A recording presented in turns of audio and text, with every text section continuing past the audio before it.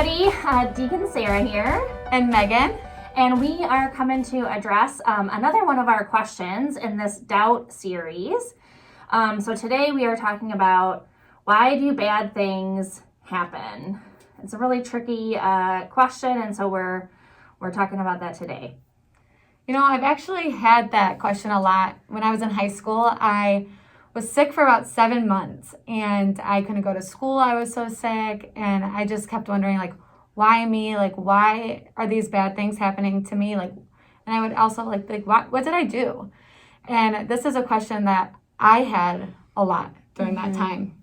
Yeah, I've had that question too, like when a loved one dies, or it just seems like really unfair when unfair things happen, or when something is what seems like only happening to me, and no one else. And so I just always remember that when God created us, although God is all powerful and all knowing, God is always making things new, God also chose to give us free will.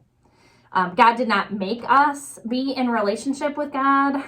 We got to choose how to interact with each other, how to interact with this world, how to interact with creation.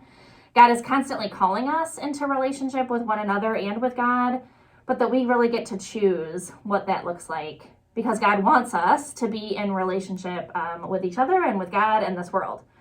And unfortunately, because we have free will, sometimes people make decisions that don't always positively impact our relationship with God, our relationship with one another, and our relationship with this world. Sometimes we choose to cut corners and to not necessarily treat each other fairly or with kindness. We don't always care for the planet, and we make choices that impact our water supply, our air, and how our food is produced.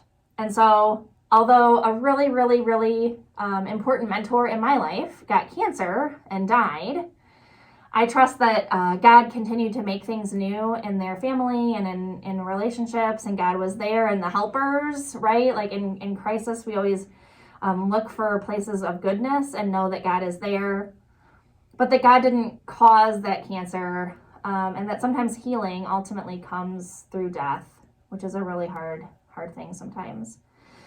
But that we as humanity made decisions that ultimately impact our bodies. We have that free will to choose to care for creation or not. And the implications of some of those decisions ultimately really affect our whole humanity and all of our relationships. So, I think that was a really hard thing that you went through in high school, and super unfair. And I know that it changed a lot of what high school looked like for you.